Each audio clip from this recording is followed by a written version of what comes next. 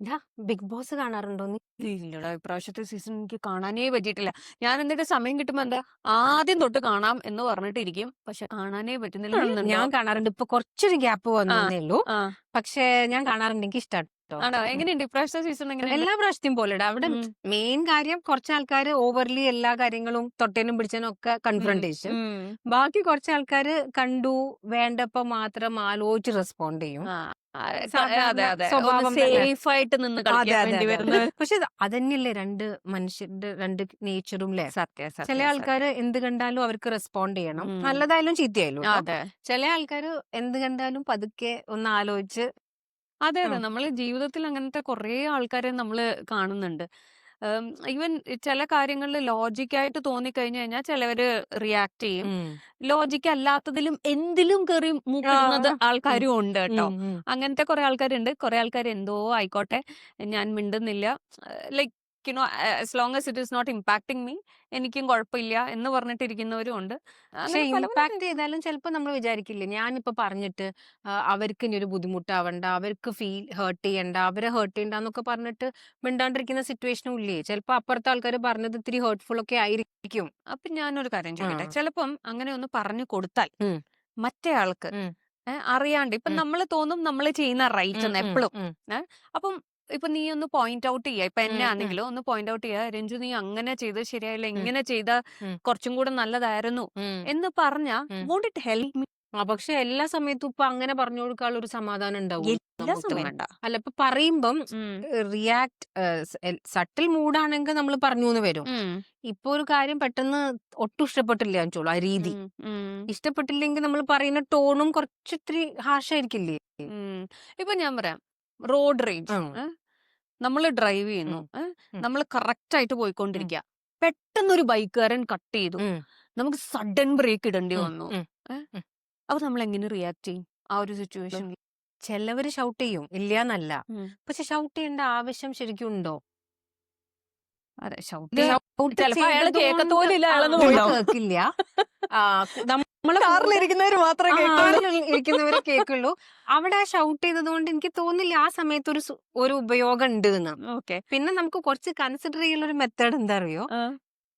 ഒന്ന് ആലോചിക്കുക. ഇപ്പം കണ്ടിട്ടുണ്ടോ പുതിയ വെഹിക്കിൾസിന്റെ കാറിന്റെ ബാക്കിലൊക്കെ കുറച്ച് ഡിസേബിൾഡ് ആൾക്കാർ, ബേബി ഓൺ ആ ബോർഡ്, ഓൾഡ് ആ മെൻ ആ ആ പേഴ്സൺ, ആ അങ്ങനെയൊക്കെ വെച്ചിട്ടുണ്ട്. എന്തിനാ വെച്ചാല് ആ മുമ്പിലെ ആള് കാണിക്കുന്ന ആക്ഷൻസ് ഉം, ഉള്ളിലെ ആൾക്കാരെ കൺസിഡർ ചെയ്തിട്ടാണ്.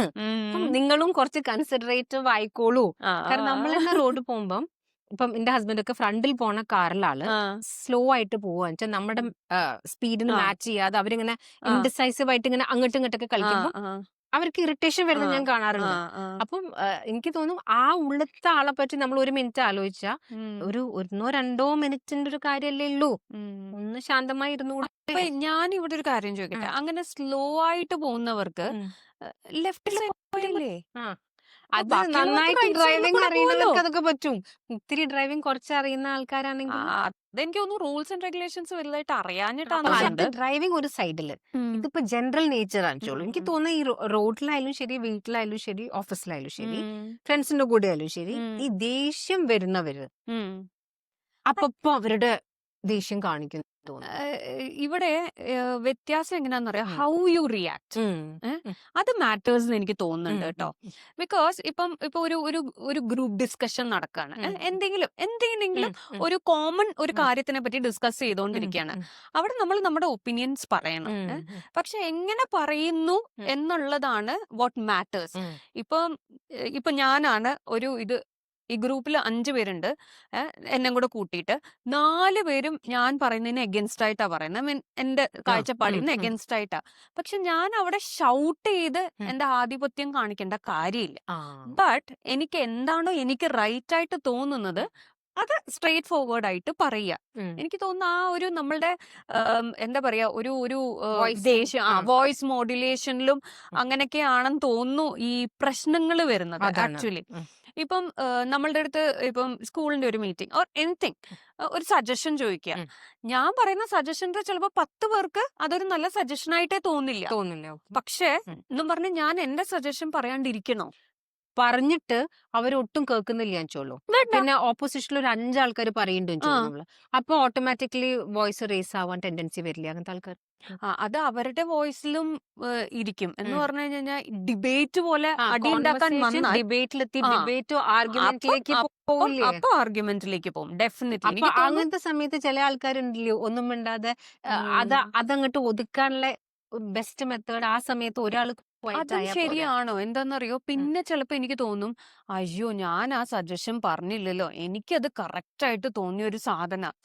എപ്പോഴും എന്റെയൊക്കെ മനസ്സില് ഉം. അങ്ങനത്തെ ഒരു സാധനം എന്റെ മനസ്സിൽ ഇങ്ങനെ ക്ലിങ് ഓൺ ചെയ്ത് കിടക്കുന്നത് എനിക്ക് ഇഷ്ടമില്ല. ഉം. ഉം. ഉം. എനിക്ക് എന്തെങ്കിലും സജഷൻ ഉണ്ടോ അത് വേറെ ആർക്ക് ഒട്ടുമേ അതിനൊരു വാല്യൂ ഉം. കാണത്തില്ല. ഉം. പക്ഷെ ഉം.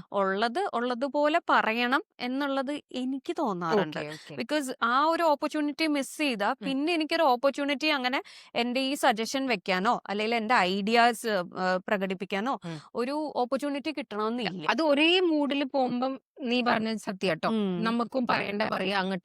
ഈ ഉം. പ്രോബ്ലംസ് വരുന്നതും മൂഡ് മാറി വരുമ്പോ അതായത് ഉം.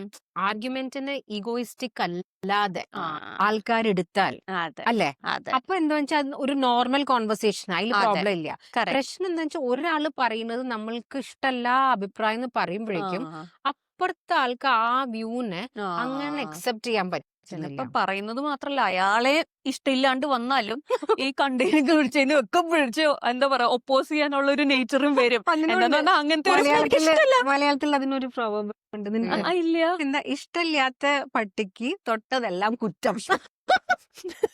അത് തന്നെ സംതിങ് അങ്ങനെയാണ് ഞാനും പറയാൻ ഉദ്ദേശിച്ചത്. അങ്ങനെ പക്ഷെ ഉണ്ടോ? അത് ഞാൻ ആദ്യമായിട്ട് കേൾക്കാട്ടോ. അങ്ങനെ അതാണ് നമ്മളിപ്പോ ഒരാളെ വെറുതെ നാഗ് ചെയ്തിട്ട് ഉം. അയാൾ എന്ത് പറഞ്ഞാലും അതിനെ ഉം. കുറ്റം കാണുക. ഉം. അത് അത് ആക്ച്വലി ചെയ്യേണ്ട കാര്യമേ അല്ല. കാര്യമില്ല. അതെ. ഒരു അഭിപ്രായം ഉള്ളപ്പം അത് പറയണോ അത് മിണ്ടാണ്ടിരിക്കണോ എന്നൊക്കെ ഉള്ളൂ. എനിക്ക് അങ്ങനത്തെ ഒരു ഫീലിംഗ് കൊണ്ട് എനിക്ക് കിടന്ന ഉറക്കം വരില്ല. എനിക്ക് എന്തെങ്കിലും അവിടെ പറയാനുണ്ടായിരുന്നു. ഉം. പക്ഷെ ഉം. ഞാൻ പറഞ്ഞില്ല എന്നുണ്ടെങ്കിൽ ഉം. എനിക്ക് ഉറക്കമില്ല. പക്ഷെ നമ്മൾ ഒരു ഇങ്ങനെ കാര്യം ഇരുന്ന് പറഞ്ഞു പോയി. ആ അത് ആക്ച്വലി പറയേണ്ടില്ലായിരുന്നു. വിട്ടാ അത് ഒരു സില്ലി ആയിട്ട് പോണ്ട കാര്യായില്ലേ? അത് മിണ്ടാണ്ടിരുന്നൂടായിരുന്നോന്ന് തോന്നിയിട്ടുണ്ട്. എഗൈൻ ഞാൻ പറയുന്ന ആ ഉം. ടോണിലാണ് ഇരിക്കുന്നത്. ഉം. ഇപ്പൊ ഞാൻ അങ്ങോട്ട് പറയുമ്പം ആ പറയുന്ന അതിന്റെ അർത്ഥം മനസ്സിലാക്കാതെ പിന്നെ വേറെ എന്തോ ഒരു ഇഷ്യൂവിനെ കൊണ്ടിടുമ്പം നമ്മള് ഡെഫിനറ്റ്ലി ഞാൻ അതല്ല പറയുന്നേ അതെ. എന്ന് നമ്മൾക്ക് ടോൺ മാറ്റേണ്ടിയ ഒരു അവസ്ഥ വരുന്നുണ്ട്. അത് കഴിഞ്ഞു കഴിഞ്ഞാൽ ചിലപ്പോ ഓർക്കും, ഓ വിട്ടാ മതിയായിരുന്നു, എനിക്ക് പറയാനുള്ളത് പറഞ്ഞു, so it is out of my system. പിന്നെ മറ്റേ ആള് എടുക്കോ എടുക്കാണ്ടിരിക്കോ, that's up to him or her എന്ന് പറഞ്ഞിട്ട് വിട്ടാലും മതിയായിരുന്നു. പക്ഷെ ഈ ടോൺ മാറിപ്പോയി കഴിഞ്ഞു കഴിഞ്ഞാലാണ് നമുക്ക് ഈ ഗിൽറ്റ് ഫീലിങ്ങും, അയ്യോ പറയണമായിരുന്നോ, അയ്യോ അങ്ങനെ വിട്ടാ മതിയായിരുന്നു പക്ഷെ ഈ എന്നൊക്കെ ഹാബിറ്റ്സ് ഒക്കെ തോന്നുന്നു. ചെറുപ്പത്തിലേ ഡെവലപ്പായി വരുന്നതായിരിക്കില്ലേ? അതായത് ചില ആൾക്കാര് എന്ത് കണ്ടാലും റിയാക്ട് ചെയ്യുന്നു. ചില ആൾക്കാര് എന്ത് കണ്ടാലും റിയാക്ട് ചെയ്യാതെ ഇരിക്കാൻ പറ്റുന്നു. അതുമില്ലേ ഉം. ചില അവസ്ഥയിൽ നമുക്ക് തോന്നും ഇവിടെ പറയേണ്ടതല്ലേ, എന്താ അവര് മിണ്ടാത്തേ? അതെ അതെ നമുക്ക് വേറൊരാൾക്ക് വേണ്ടി സംസാരിക്കാൻ പറ്റില്ല പറ്റില്ലല്ലോ. പറ്റില്ല പറ്റില്ല. പലപ്പോഴും അയാള് he has to stand up for അതെ ഹിംസെൽഫ് അല്ലെങ്കിൽ ഷീ അതെ ഹാസ് ടു സ്റ്റാൻഡ് അപ്പ് അല്ലേ? അതെ എന്നിട്ട് റിയാക്ട് ചെയ്യണം. അപ്പൊ ഉം. ഇതൊക്കെ എനിക്ക് തോന്നുന്നു നമ്മൾ വളർന്നു വരുമ്പോൾ നമ്മളായിട്ട് ഉണ്ടാക്കി വെച്ചിരിക്കുന്ന ആയി വരുന്ന ഒരു സ്വഭാവമായിരിക്കില്ലേ? ആയിരിക്കും. നമ്മളുടെ ലൈഫിലെ എക്സ്പീരിയൻസസും നമ്മൾക്ക് അതിൽ കുറേ ഇതുണ്ടാവും. ബിക്കോസ് ആദ്യം തന്നെ കുറേ ഇൻഡിപെൻഡൻസ് കിട്ടി. ഉം. നമ്മൾ സ്വന്തമായി കുറേ ഉം. കാര്യങ്ങൾ ഉം. ചെയ്യുമ്പോൾ ഉം. ആദ്യം കുറച്ചൊക്കെ പ്രശ്നങ്ങൾ വരും. നമ്മൾ മിണ്ടത്തില്ല, പേടിച്ച് അതെ. മിണ്ടത്തില്ല. പക്ഷെ അത് രണ്ടാമത്തെ എക്സ്പീരിയൻസ് ആകുമ്പോഴത്തേക്കിനും നമ്മൾ ഓർക്കും, എന്തുകൊണ്ട് എനിക്കിനി അടുത്ത പ്രാവശ്യം ഇങ്ങനെ വല്ലതും വരട്ടെ, ഞാൻ നല്ലത് തിരിച്ചു ചെയ്യും അല്ലെങ്കിൽ തിരിച്ചു പറയും എന്നൊക്കെ നമുക്ക് വരും. മൂന്നാമത്തെ അങ്ങനത്തെ ഒരു സെയിം സിറ്റുവേഷൻ വന്നാൽ നമ്മൾ ഫസ്റ്റ് സിറ്റുവേഷനെ എങ്ങനെയാണോ ഹാൻഡിൽ ചെയ്തത് ഉം. അതുപോലെ ആയിരിക്കില്ല നമ്മൾ തേർഡ് കറക്റ്റ്. സിറ്റുവേഷനെ ഹാൻഡിൽ അത് ചെയ്യുന്നത്. ശരി. എക്സ്പീരിയൻസ് വെച്ചിട്ട് വരും. ഒരു കറക്റ്റ് കോൺഫിഡൻസ് കറക്റ്റ്. വരാണ്ടല്ലേ അതെ അതെ നമ്മുടെ ഉള്ളിന്ന്. പക്ഷെ അതെ. അതെനിക്ക് തോന്നുന്നു ഓരോ മിസ്റ്റേക്സ് ചെയ്തിട്ട് നമ്മൾ കറക്റ്റ് ചെയ്തിട്ട് നമ്മൾ ഒരു സ്വഭാവം കണ്ടെത്തേണ്ടി വരും. പിന്നെ നമ്മളുടെ ഒരു സൊസൈറ്റിയും എനിക്ക് തോന്നുന്നു നമ്മൾ ഈ താമസിക്കുന്ന ഒരു ഉം. ഒരു ചുറ്റും എൻവയൺമെന്റ്. ഒരു എൻവയറമെന്റ്, വീട് മാത്രമല്ല ഞാൻ പറയുന്നത്, മനസ്സിലായി. ഈവൻ ദ നെയ്ബർഹുഡ്, ഉം. ഇതെല്ലാം നമ്മളെ കുറച്ചൊക്കെ ഇൻഫ്ലുവൻസ് ചെയ്യുന്ന ചെയ്യും. ഒരു കാര്യമാണ്. ഇപ്പം ഞാൻ പറഞ്ഞ പോലെ ഞങ്ങൾ എറണാകുളത്തായിരുന്നു, ഉം. ക്വാർട്ടേഴ്സിലായിരുന്നു. ഉം. അവിടെ കാണുന്ന അങ്കിൾമാര് ജോലിക്ക് പോയി കഴിഞ്ഞാൽ ആന്റിമാര് ഉം. എല്ലാത്തിനും ഉം. I mean they have their own voice. ഉം. അപ്പൊ നമ്മള് കുഞ്ഞിലെ വളർന്നു വരുമ്പോഴും നമ്മൾ അത് തന്നെയാണ് കാണുന്നത്. They ask for or they demand or they just tell out what they feel like. അപ്പം അത് കണ്ടുവരുമ്പോഴും നമുക്ക് ചെയ്യാം. അതെ ചെയ്താ കുഴപ്പമില്ല. അതെ What അതെ is wrong അ- then? അ- സത്യാണ് ട്ടോ. അതെ. വളരെ ട്രൂ. പിന്നെ നമ്മളിപ്പോ നാട്ടിൻ പ്രദേശത്ത് ഉള്ള എന്ന് പറഞ്ഞാൽ ഉം. ഭയങ്കര വില്ലേജ് കൈൻഡ് ഓഫ് ഒരു എൻവയറൺമെന്റിൽ ഉള്ളവരാണെങ്കിൽ ഉം.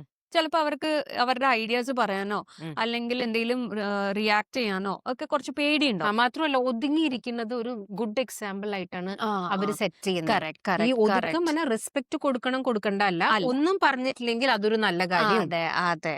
Very true. ഓപ്പൺ ആയി സംസാരിക്കുമ്പോൾ അത് ഇത്തിരി എന്താ പറയുക ഒരു എറഗൻസിന്റെ ഒരു നേച്ചർ ആയിട്ട് ശരിയാ നീ പറഞ്ഞ അങ്ങനെയും ആളുകള് പിക്ചറൈസ് ചെയ്യുന്നുണ്ട് കേട്ടോ അതെ, സിറ്റുവേഷൻ. അതെ. അപ്പം പിന്നെ അത് എന്റെ വെച്ചിട്ടായിരിക്കാം. നാട്ടിലോട്ടും ഒക്കെ നോക്കിക്കഴിഞ്ഞാലും വിമൻ വീട്ടിലിരിക്കുകയാണെങ്കിലും ലൈക്ക് ഉം. ഹോം ഉം. മേക്കേഴ്സ് ആണെങ്കിലും ഉം.